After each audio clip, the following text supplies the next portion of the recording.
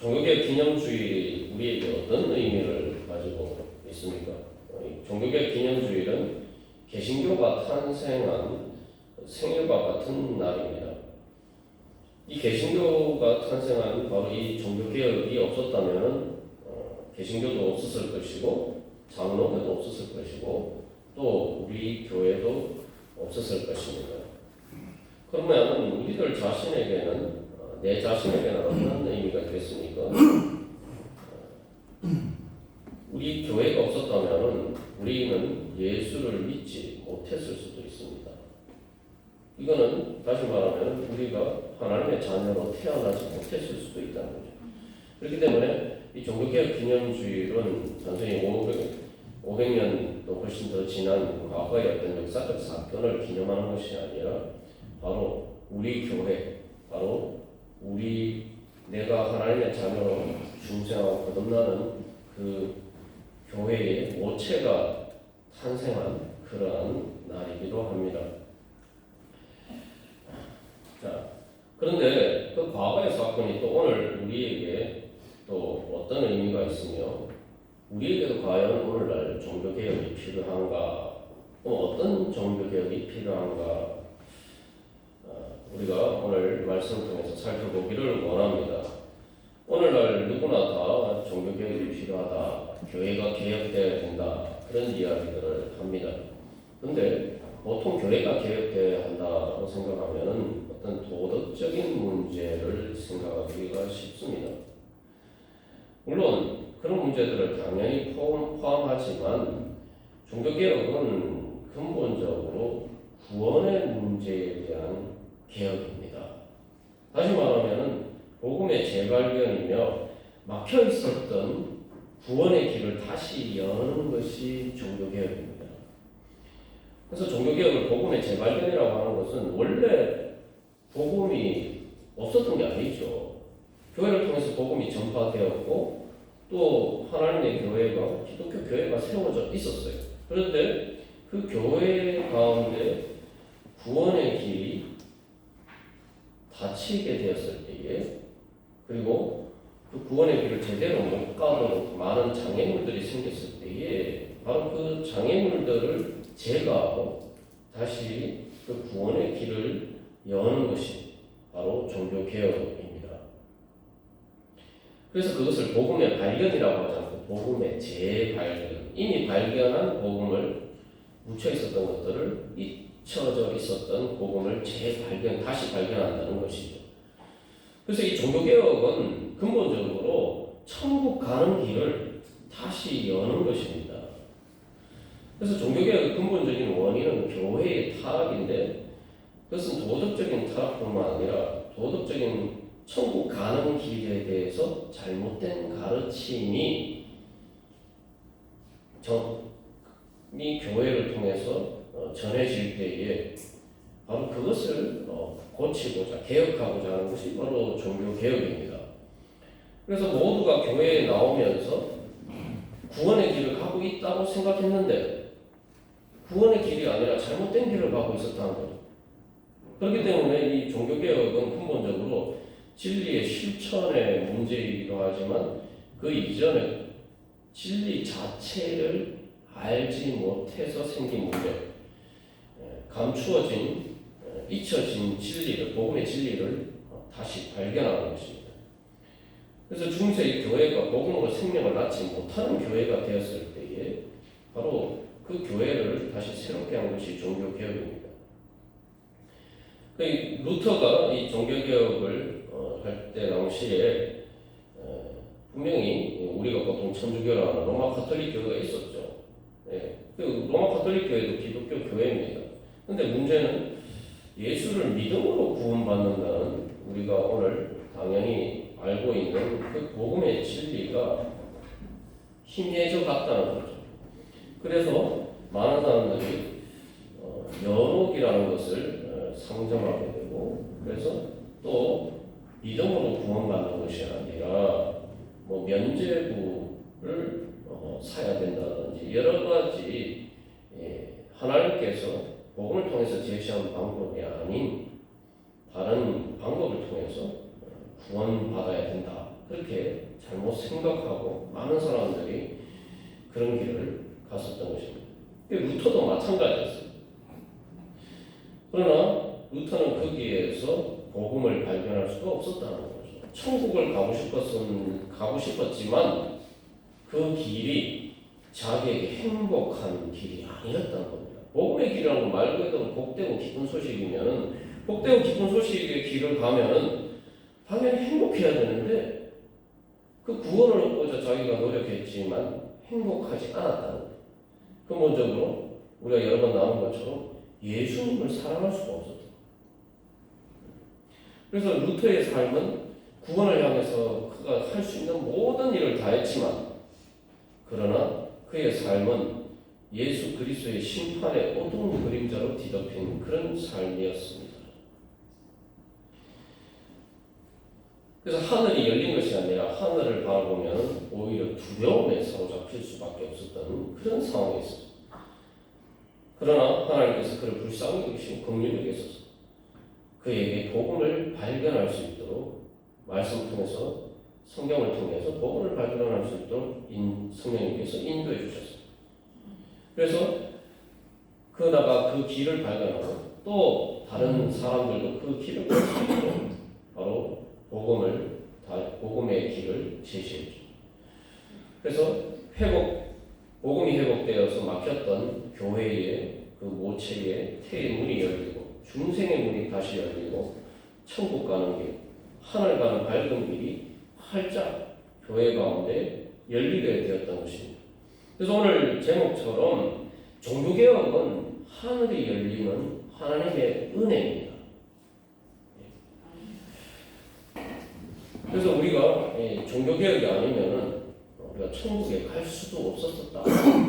그런 관점에서 보면은 이 날이 얼마나 하나님께서 주신 은혜의 날인지 우리가 다시 한번 분명히 알 수가 있습니다.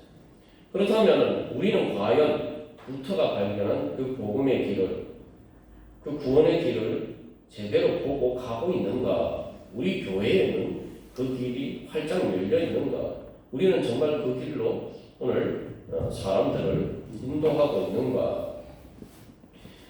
그리고 그렇게 하기 위해서는 우리가 우리의 길을 점검하고 바로 장애물들을 제거하고 그 문이 더 활짝 열려서 그 길로 나도 가고 또 다른 사람들도 인도할 수 있도록 우리가 우리 교회를 또 우리 자신을 개혁해야 할 것입니다.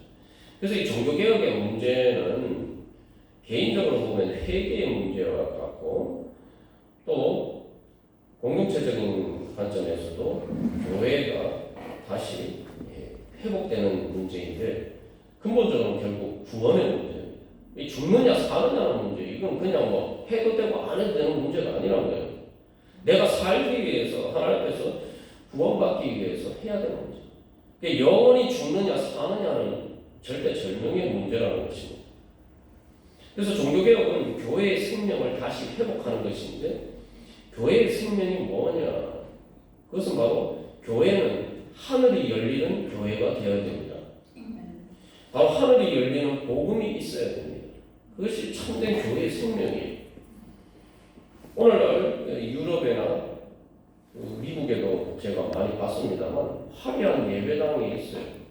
그런데 그것이 텅텅 비었어요. 참 안타까운 현실은 제가 미국에서 유학을 할 때도 신학교 기숙사에 있었는데 그 기숙사 옆에 이렇게 아름다운 예배당이 있었어요. 참 잘 지은 예배당인데 보니까 예배당 없어지지 않는 거예요.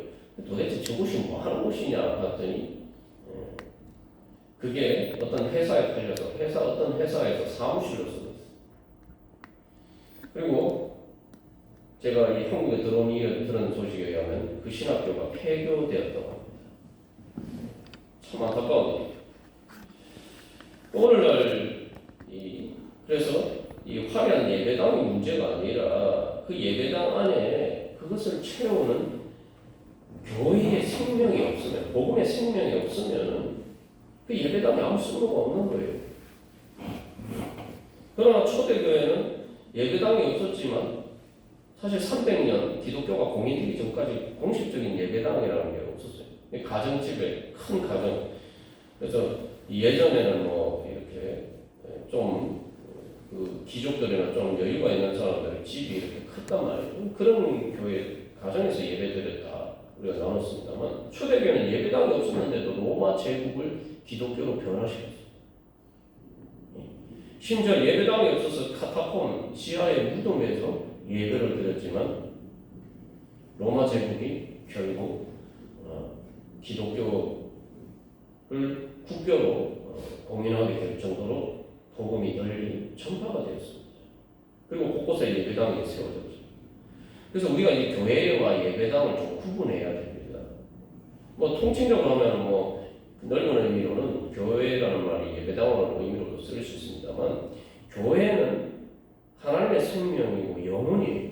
교회는 성도들의 모임인데 그래서 이 비유를 들자면은 교회는 영혼과 같고 예배당은 몸과 같아요. 영혼 없는 몸은 어떻게 됩니까? 영혼 없는 몸은 무덤이랑 마찬가지죠. 그러나 생명이 있으면 몸은 세워지고 자연스럽게 세워지고 있습니다. 생명이 있으면 어떤 생명도 나올 수 있고 탄생하게 되고 부활하게 돼요. 그래서 우리가 특별히 하나님께서 이곳으로 인도해 주셨는데 이 예배 새 예배당에서 우리가 이 새 예배당을 어떻게 이 몸에 이 예배당을 어떻게 예수 그리스도의 생명으로 교회의 생명으로 채울 것인가 그것은 우리에게 달려있죠. 그래서 우리가 이 예배당을 그 교회의 생명으로 채울 때에 바로 하나님께서는 이곳을 통해서 역사를 하실 것이고 또 여기서 한 걸음 더 나아가서 또 더 하나님께서 뜻하시는 또 다른 곳으로 또 인도하실 줄 믿습니다. 예. 그래서 이 예배당을 채워야 되는 바로 교회의 생명, 교회의 복음, 교회의 본질, 교회의 비전이 뭐냐? 그것은 바로 하늘이 열리는 것입니다. 우리가 지난주에 민들레 꽃에 대해서 예화를 통해서 살펴보았습니다만 민들레 꽃이라는 게 바로 그 전설에 의하면 그게 어떤 상황입니까? 물에 빠져 죽을 수밖에 없는 상황에서 하늘이 열리는 상황이죠. 그래서 가틀이 날개 역할을 해서 바로 하늘로 날아 올라서 새로운 정착할 수 있는 새롭게 생명을 번식할 수 있는 그러한 곳으로 날아갈 수 있다. 그게 바로 하늘이 열린다는 의미입니다. 그래서 하늘이 열린다는 것은 그냥 단순히 뭐 하늘이 열린 하늘을 본다는 게 아니라 하늘이 열린다는 것은 새로운 가능성이 우리에게 주어진다는 것입니다. 말 그대로 하늘이 열렸다는 것은 하늘 가는 길이 열렸다. 그런 의미가 있죠. 하늘 가는 길이 열렸다. 그렇기 때문에 하늘이 열리는 교회라는 것은 구원의 길이 열렸고 구원의 능력이 주어진 바로 그 성령의 생명의 능력으로 충만한 교회가 바로 하늘이 열린 교회입니다. 그래서 교회는 문이 되어야 돼요. 문. 그래서 이 세상에서 탈출하는 탈출구와 같은 곳, 비상구와 같은 곳이에요. 그래서 하늘 가는 길을 여는 문이 있는 곳이 바로 교회가 되어야 됩니다. 그래서 교회는 그 문을 사람들에게 열어주고 그리고 그 하늘 가는 길을 갈 수 있도록 인도해 주는 것이 교회가 되어야 돼요. 그게 바로 종교개혁의 비전이에요. 우리가 지난주에 구원은 감사할 수 없는 상황에서도 감사를 창조하는 것. 그게 바로 구원이죠. 네. 그래서 우리의 인생을 보면 죽음의 끝, 막다른 골목을 향해서 가는 게 우리 인생이에요. 말 그대로 막다른 골목이에요. 그게 뭡니까? 우리의 인생은 막다른 골목이기 때문에 마지막에 보면 문이 없어요. 문이 없다는 건 뭘 의미합니까? 길이 없다는 거예요. 길. 더 이상 갈 길이 없다는 거예요. 제가 이게 수십 번도 더 반복해서 말씀드리지만 전도를 하면 사람들이 아니 죽으면 끝인데 죽으면 끝이라는 게 더 이상 문이 없고 길이 없다는 거예요. 그리고 그래서 죽으면 뭡니까? 하늘이 닫힙니다. 여러분, 우리가 그래서 이 장례를 치르면 장례 마지막 절차가 어떻게 됩니까?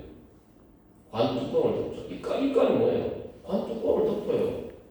물론 영혼이 거기 있는 것은 아니지만 그 육신의 관점에서 보면 하늘이 덮이는 거예요. 더 이상 하늘을 볼 수가 없어요. 그래서 무덤이 뭡니까? 땅 속이죠. 하늘을 볼 수 없는 땅 속에 묻히는 거예요. 그러나 하나님께서는 우리에게 하늘을 열어주셨다. 그래서 구원받은 사람은, 하나님의 영생의 생명을 가진 사람은 육신은 땅속에 묻히지만 그러나 영혼은 민들레 꽃이처럼 하나님 나라를 향해서 날아 올라가서 그곳에서 영생을 누리게 되는 거죠.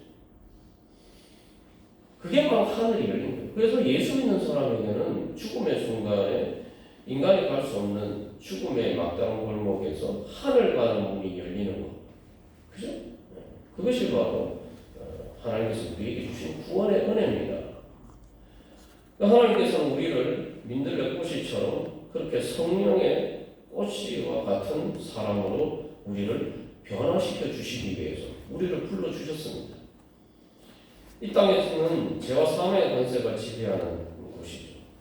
그러나 이 땅에 살면서도 하늘이 열려서 우리는 이 땅에 살지만 하늘 가는 밝은 길을 보고 그 길을 갈 수 있게 되는 것입니다. 그것이 바로 교회를 통해서 하나님께서 열어주시는 하늘 가는 길. 그것이 바로 교회를 통해서 하나님께서 우리에게 주시는 비전이고, 종교개혁이라는 게 루터가 종교개혁을 통해서 이루고자 한 것도 바로 그 교회가 그런 교회로 회복되고자 하는 그 비전을 가지고 종교개혁을 한 것입니다. 그래서 그러한 교회에는 하나님 나라를, 이 땅 가운데 하나님 나라를 창조하는 힘이 있고, 그렇기 때문에 이 땅에서 마지막 죽음의 장송곡으로 끝나지 않고 하나님을 향한 감사와 찬양으로 우리 인생이 환희의 창가로 끝나기 때문에 우리가 이 땅에서 죽는 순간뿐만 아니라 우리가 살아서 이 땅에서 인생길을 걸어가면서도 하나님을 찬양할 수가 있는 거예요. 그렇기 때문에 우리가 주님 앞에 예배를 드리는 겁니다. 지난번에도 우리가 다시 한번 상기해야 될 것은 주일 예배는 그래서 부활절을 기념하는, 그래서 우리가 매주일 주일날 모여서 주님 앞에 예배드립니다. 주님께서 예수님을 부활하게 하신 것처럼 우리도 예수 그리스도의 부활의 능력으로 이 땅에서 하나님 나라의 새 창조의 구원을 이루어갈 수 있도록 우리를 인도하십니다. 그래서 그 구원의 감격으로 가득 차서 그 감사와 찬양을 표현하는 것이 우리의 예배예요. 그래서 하나님께서 우리에게 그 감사와 찬양을 통해서 우리가 다시 한번 우리에게 주신 부활의 생명의 능력이 더 크게 자라고, 그렇게 우리는 하나님 나라를 향해서 달려갈 수 있는 것입니다. 그래서 이러한 종교개혁의 비전을 가지고 우리가 이 새 예배당에서 우리가 예배를 드려갈 것입니다. 여러분 이 예배당이 리모델링 공사가 끝나기 전에 보신 분들은 그 리모델링 하기 전과 지금의 모습이 얼마나 다른지, 물론 아직도 부족한 부분이 많습니다만, 사실은 솔직히 말씀드리면 이 리모델링 공사가 말이 리모델링이지 말 그대로 건물 벽만 빼놓고 다 바꿨어요. 이게 다 바꾼 겁니다. 완전히 정말 그래도 우리가 좀 완전하지는 않지만 여러 가지 부족한 점이 많지만, 그래도 우리가 예배당으로 쓸 수 있기 위해서 이게 보통 일이 아니었던 거죠. 우리도 마찬가지입니다. 이 새 예배당을 리모델링한 것처럼 이제 또 우리 자신을 어떻게 리모델링할 것인가. 내 자신을 봤을 때는 어떤 모습인가. 여기 처음 그때 이제 8월달에 우리가 리모델링 공사를 하기 전에 여기 와서 이렇게 보신 분들 기억나시죠? 우리의 모습은 어떠한가? 우리의 모습은 그때 리모델링 하기 전의 모습인가? 더 비슷한가? 내 영혼의 모습은, 내 삶의 모습은? 아니면 지금 이 예배 리모델링한 예배당과 같은 모습인가? 아니면 이 예배당보다 더 하나님 앞에서 온전해진 그런 모습인가? 그러니까 우리 마음의 성전이 어떤 모습인지 우리가 한번 생각해 볼 필요가 있습니다. 그래서 이 건물을 예배당으로 쓰기 위해서 리모델링이 필요한 것처럼 우리 교회도 그렇게 리모델링이 계속 필요한 거죠. 그 리모델링이라는 게 한 번 하고 마는 게 아니잖아요. 계속 해야 돼요. 계속하면서 계속 이게 업그레이드 점점 이렇게 향상되어야 되죠. 자, 그래서 우리 교회는 어떻게 리모델링을 할 것인가? 근데 교회 리모델링이라는 결국은 우리 자신이 교회라는 성도의 몸인데 우리 성도 한 사람 한 사람이 우리 자신이 변화가 되어야지 교회가 리모델링 되는 겁니다. 그래야지 우리가 예배당도 더 이렇게 온전하게 리모델링을 할 수 있는 힘도 생기는 거죠. 그래서 우리가 오늘 이 말씀을 통해서 이 스데반과 빌립을 중심으로 한 이 초대교회의 모습을 통해서 이들은 어떤 비전을 가지고 또 어떤 사람들로서 바로 그 하나님 나라의 그 교회의 비전을 이루어갔는가. 그 스데반이 오늘 그의 인생의 마지막에 하늘이 열리는 것을 보고 그것을 증언하고 그렇게 인생을 바쳤습니다. 그리고 바로 그 열린 하늘을 통해서 사울도 바울로 변화가 되어서 예수님을 만나고 또 스데반과 빌립과 바울을 통해서 많은 사람들의 인생에 하늘이 열리게 되는 거죠. 그래서 이 스데반과 우리가 어떻게 이 스데반과 빌립과 같은 사람들로서 민들레 꽃이처럼 죽어 흩어져도 더 강한 생명의 능력으로 부활해서 이 땅의 죽음을 초월하고 열린 하늘로 날아올라서 하나님 나라를 이루어갈 것인가. 우리가 인생을 살아가면서 이제 교회의 비전뿐만 아니라 교회의 비전은 바로 우리 자신의 비전이죠. 여러분 우리가 그런 비전을 가지고 살아가기를 간절히 소망합니다. 나는 성령의 꽃이와 같은 사람이다.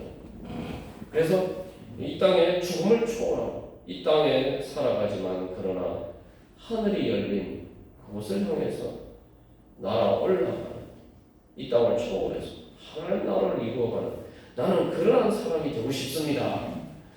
우리가 그런 소망을 가지고 여러분 함께 한 마음으로 기도하면서 나아가기를 간절히 소망합니다. 아멘.